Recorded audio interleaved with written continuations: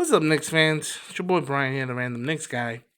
Um, I've been trying to record this video for multiple takes, so excuse me if I kind of come off as like I'm a little frustrated because I just spoke for like 15 minutes and I didn't have the recording on. Anyways, the Knicks are interested in Colin Sexton. They seem to be a suitor in the trade, and we're gonna get into it.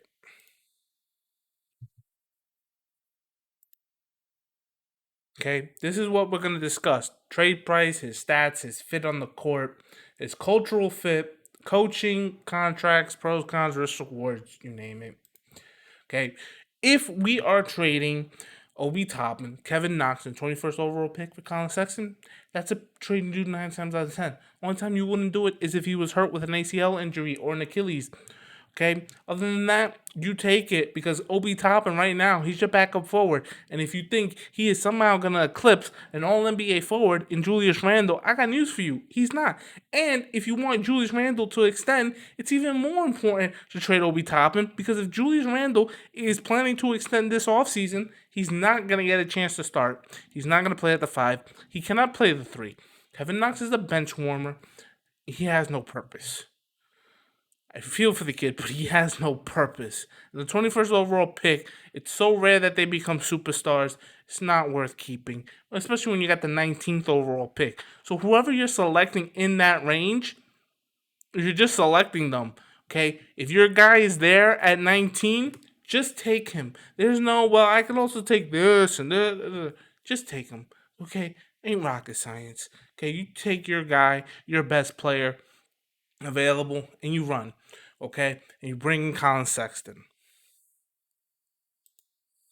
Okay, these are his scoring stats. He averaged 24 points per game, 47% from field goal.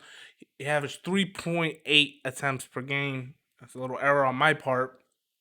37% from three, 81% from the free throw, 57% true shooting, an effective field goal of 52%. On 2 point field goals made that were unassisted, he shot 57%, meaning he just had the ball, he made a bucket, he didn't need someone to set him up for a bucket and get an assist. On 3 point field goals made that were unassisted, where he just shot the ball, 31%. I like that to rise, right? On 2 points that were assisted, he shot 42, a little subpar. But 3 points that he shot that were assisted, he shot 68%, meaning he can do a little catch and shoot. At the rim, he shot 61%. From 3 to 10 feet, 45. 10 to 16, 48. 16 to the 3 point line, 32. So I wouldn't call him a 3 level scorer. But 3 point, again, 37%. Of his points, 50% of his points last season and were in the paint. Does it sound like he fits a type of player a certain coach likes? Abso-freaking-lutely. Only 7% of his 2 points came from the mid range. He scored 12% of his points in fast break. He scored 20% of his points from three, 21% of his points from the free throw line. He does draw a lot of fouls. And 16% off of turnovers. He had an offensive rating of 111 and a defensive rating of 118. The dude is a pure scorer. The Knicks are one of the worst offenses in the league. They need scoring talent. We can't just, you're not going to stop but so many teams. That's why you always ask yourself why the Knicks beat the bad teams but struggled against the really good teams. It's because defense will get you a lot of wins. Offense, if the Knicks had a middle of the road offense, they probably win over 50 games. They had a top 5 defense. If they had a middle of the road offense, not a bottom tier offense, a middle of the road offense, they were probably head and shoulders better than where they finished. And they probably win a first round playoff series. But it didn't happen because you didn't have scores. You had Julius Randle, you had RJ Barrett, and you really didn't have much else. You had a 0 in Alfred Payton, a 0 in Nerlens Noel, a maybe 10 points in Reggie Bullock, and that's just starting. That's just starting. 25 points from Randall a night, 17 points from RJ a night, and then maybe double digits from Reggie Bullock. Maybe. Maybe. Like, that's not a good starting lineup going forward. And I don't know what I just. Okay, there we go. Okay, that's not a good starting lineup on a contender. That's not a starting lineup for a contender. So they need his offense, his playmaking. If you sit here and say he's not a great playmaker, I'm not going to dispute that. But there's some context. If you look up the offensive stats for the Cleveland Cavaliers, if you look up their offensive stats as a team, you look at each player individually, they're all atrocious outside of Darius Garland. The Cavaliers were one of the worst shooting teams in the league. They were last in 3-point percentage and towards the bottom in field goal percentage. So, how many of his would have been assists were bricks? Will never truly know, but he does have to increase his passing. He had 167 turnovers. Okay. His turnovers per 36 minutes was 2.8. His turnover ratio was 9.9. Turnover percent per 100 plays, 11.6. That's not good when you compare to the elite guards. Assist to turnover ratio, 15. Assist percentage, 22. Again, very low for a guard. Assist to pass was 8.9. Assist points created, 11.2. Secondary assist, 0.8. Potential assist, 9.2. Okay. Assist adjusted, 5.6. Passes made, 49.2 passes. Not per game. I think that's per the season. Okay. Of course, he averaged 4.4 assists. Assist to pass, you know, bad passes. He made 64 bad passes and he lost the ball 59 times out of his turnovers. He needs to work as a playmaker. He's not gonna be your offensive initiator year one. Next year, if you get him. But can he learn? I think he can because you can really see if you watch his game film, you can see him make good passes. You'll also see his teammates work those passes. So, yes, he's a bad playmaker, but yes, he was playing with very bad talent. There's no one on Cleveland that any of you would want on your team if you were a GM outside of maybe him and Darius Garland, and to an extent, Jared Allen. Everyone else is a bum and they can only get a job in Cleveland. Okay?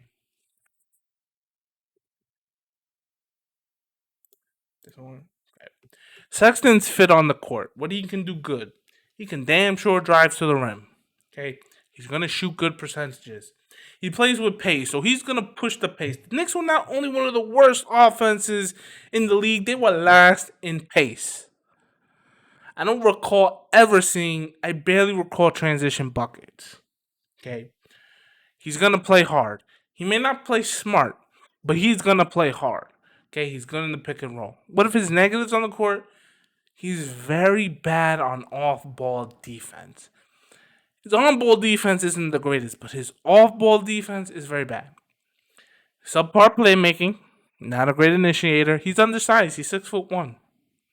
Okay? And he doesn't pass enough. That's what I would expect to see on the court. Some of this is coachable, like the passing, I think it's coachable. The off ball defense, I think is coachable. Okay? The playmaking, coachable. The initiating, coachable. Okay? I think his positives outweigh his negatives. Okay? Now let's talk about his cultural fit. Okay, because everybody's concerned about what his rep was in Cleveland. Yes, he has a bad rep in Cleveland, but the Knicks are not a shit show. Cleveland is a shit show. The Knicks aren't a shit show anymore. Okay? So, what do I mean by that? Okay, he's going to say the Knicks pull the trigger on the trade. When he walks into the training facility, he's not the best player on the team. That's Julius Randle. So, if he thinks he's coming here and he's hot shit, we have an all NBA forward on the team. He's the hot shit. He's the talk of the town. You need to fall in line. Tibbs will curse his ass out and hold him accountable, right? We all talk about how Tibbs' ability to hold players accountable. And if you really observe the Knicks, you'll see Tibbs. He will grab a player as they come off the bench and he will coach them right then and there. He will curse them out. So this whole thing about him not wanting to pass, him not wanting to play team ball, Tibbs will sit his ass down. Okay, Tibbs and Leon Rose have job security. Now, why do I say that? Because a lot of times you see when players are a problem because they don't get their way, they cry, they moan, and if the owner feels that player is more important than their front office and their coach, the front office and coach tend to be fired. James Dolan will not fire Leon Rose. James Dolan, for once in his life, is actually liked now. Okay? And these guys got the Knicks to the playoffs when no one expected it. So he's not gonna fire Leon Rose. Leon Rose is not gonna fire Tibbs. So go back a slide. So if Colin Sexton doesn't like what he's told to do, tough shit. Tough shit. And I didn't give up much to get you. So losing you isn't gonna be a drastic hit against me. I take one step back, but watch me take a leap forward after I dump your ass. So he's but Sexton's not that player. He's not a fragile eagle. He All the shit that's been talked about him in Cleveland has been by anonymous sources. Put your name on it. You got something to say about the young man. Okay? And people who cover the Cavaliers knows he reads the coverage of him and he works on it. He doesn't let it get to him. He tries to improve. That leads to the next point. He's a hard worker. Anything you know about him, he lives, breathes, and dies basketball. Okay? We already got Julius putting up extra shots. RJ putting up extra shots. IQ putting up extra shots. Tom Thibodeau, of all people, had to revoke keycard status for this team because he thinks they work a little too hard and they don't prioritize rest sometimes. He's going to fit in fine so long as he wants to work hard and he wants to win. Okay? And plus, RJ, Randall, they're the culture setters at the top. Okay? And if we have good vets like Rose, like Taj, he's going to be fine because Rose and Taj will take him under his wing, get him used to Tibbs, get him used to New York, get him used to the organization, and they're gonna help him through whatever he has to get through to get in his mind, put his best performance in and on the court, night in and night out. Okay, so I'm not worried about him fitting into the culture here. He's a hard worker. He's not a fragile little boy. He's gonna be fine. Okay, and the Knicks are culturally and structurally sound to deal with any disruptions that may come in the locker room should they happen. So don't sit here and think what happened in Cleveland is going to repeat itself with the Knicks because Cleveland is a shit show. How many coaches in his 3-year career? He's had like 5. Okay, you know, Kevin Love is fighting with teammates and all these players literally would not be in the NBA if they weren't on Cleveland. So I really don't give a shit what C.D. Osman or the white Dwayne Wade has to say about Colin Sexton. I really don't. Okay? Coaching factor. If you credit Tibbs, Bryant, Payne with the development of these players last season, why can't they fix him?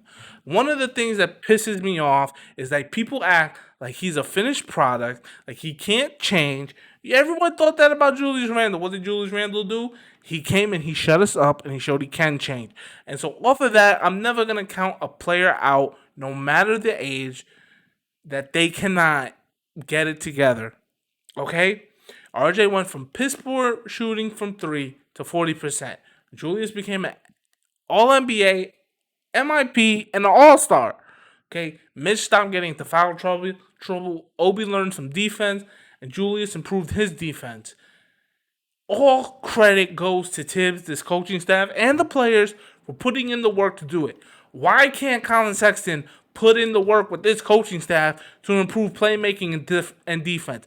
Please tell me why he can't do it, but other players can. Please tell me. Okay. Next slide. Future contracts. Everyone's acting like, oh, well, he's going to demand the max and he's going to blow up our salary cap and blah, blah, blah, blah, blah, blah, blah. Right now, he's under contract for $6 million and change. He's extension eligible this offseason. His qualifying offer, if he played on it next year, from 22 to 23, is $8 million. If the Knicks do not extend him after the 22 season, he's a restricted free agent. Knicks would have matching rights, meaning they can match any salary he's given. They would have bird rights, meaning they can go over the salary cap to keep him. Okay? Scenario one, a max extension. He can want it, doesn't mean he will get it. I want a max contract from the NBA. They're not giving it to me. You can want all you want. You're only worth what someone's willing to pay you. Truest things in life. You're only worth what someone's willing to pay you. He can want it, doesn't mean he will get it. But if he becomes an all-star, like he has all-star scoring potential. If his playmaking and defense really come to par this season, he might make an all-star team, especially if the Knicks are winning and competing again in the top 4 of the East. We might be sending 2 all-stars to wherever the all-star game is next. He has the potential to do it. He does it. He has earned the max. It's very unlikely he does it the first year with the Knicks, so I wouldn't stress it. I really wouldn't stress it. He's not getting the max at this point in time. Okay, so number 2, he's overpaid, but he's not maxed. 4 years, $100 million. It's a bit of an overpay. It is a bit of an overpay. Especially if he doesn't significantly improve his playmaking and defense. But more likely, that comes from another team that's willing to take a chance on a 22, 23-year-old who has the scoring ability, and they're not a free agent destination, and then they're trying to get something in the fact that their big piece doesn't want to be there or they don't have one to begin with. So what that means is the Knicks will do a sign and trade. They will give him that. He'll sign it. They'll trade him. They'll get assets. They might get a bigger player who might want to come to the Knicks. Zion Williamson. Bit of an overpay, but it's not the worst thing in the world. Okay. Scenario 3, just right. He doesn't really improve, but he helps the Knicks win, and he agrees where his value is. 4 years, about $75 million. He's on a tradable contract. All parties win. And over the course of that contract, hey, he improves. The next contract, maybe he gets a max. Okay. Scenario 4, still while undervalued. He chooses security and the ability to play in the NBA. And he decides he's going to get a max in 4 years by improving. He signed for 4 years, $50 million or less. It's a great contract for what he at least does offensively. But that would be because his defense and playmaking just don't improve or even get worse. So, like, it's not the end of the world, guys. The max isn't going to be offered to him this offseason. Hey, you help the Knicks win. Knicks make the playoffs above the play-in, and we are sending 2 people to the All-Star game named Julius Randle and Colin Sexton. And we're saying that RJ Barrett was snubbed. That's a very good year. That's pie in the sky, perfect year, perfect outcome. Will it happen? We'll see, but just saying. So those are future contract scenarios. What are the pros and cons? 24 point per game scorer on good efficiency. He's 22 years old. He has potential. He's a hard worker. He can create his own shot. He could be a piece in a trade for a star later. If the stars align, he's an all-star. Okay? Cons, he has cons. Bad playmaking, bad defense. He may not improve. We don't know. He could tank his value if he really does have a problem with playing a team game. He could set the Knicks back a bit, but not a lot. Like, he's not going to sit here and ruin the next 5 years with the picks and cap space. He's just not. He may have his ball hogging issues. Tibbs may bench him because of his ball hogging issues and his unwillingness to play defense. So, those are some cons. But here's where we really hit it. Risk versus reward. Risk, he doesn't pan out. The Knicks got to get rid of him. They recoup some assets. They can't take a step forward to contender. That's not the worst thing in the world. Okay, we've been there. We're not gonna go all the way back to the worst team in the league. We're just gonna be like, maybe we're not a high seed in the East. Maybe we don't get out of the first round. Okay, we go back to the table and we think what the next move is. The reward, he becomes an all-star. Like the ultimate reward, he becomes an all-star. The Knicks finally have a point guard for the future, or we flip him for a superstar. Like though that would be the perfect reward for this. Did what do you have to lose? What do you have to lose? You really don't have anything to lose. Okay? So in conclusion, pennies on the dollar trade. He needs to work on defense and playmaking. I will not dispute that. He's a hard worker, and Tom Thibodeau loves hard workers. Okay? He'll be more motivated here. He's not fucking playing in Cleveland. He's not playing for a perennial stinker. He's playing for a team that just made the playoffs and has ambitions to return to the playoffs and make some noise in the playoffs. He's going to be motivated. It has nothing to do about Cleveland versus NYC as cities. It has to do with the situation. Cleveland just wants to tank to accumulate talent. The Knicks want to make the playoffs again and make some noise and redeem that atrocious first round showing. He's going to go real hard at the Nets. This dude ruined that big 3 debut. Oh, look at me. I'm Kevin Durant. I'm a big bitch in basketball. Look at me. I'm James Harden. I'm fat. I was fat as shit. Look at me. I'm Kyrie Irving. I have emotional issues. He went hard. He scored over 40 points, and he spoiled their debut. He's not afraid. He's not afraid of anything, and I love that. Stop being attached to players that aren't performing like Obi and Knox. Obi and Knox do not have as high a ceiling or a floor as Colin Sexton. So stop. Unless you have an Obi Toppins baby, stop. Stop. Just stop. Stop. Oh, what do you do? 5 points in the playoffs. Stop. One highlight dunk. Stop. Stop. It's very low risk versus high reward. Okay, and I like that the Knicks taking chances.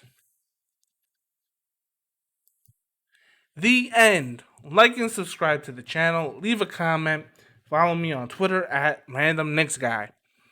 I'm out, fellas and ladies, if you're watching.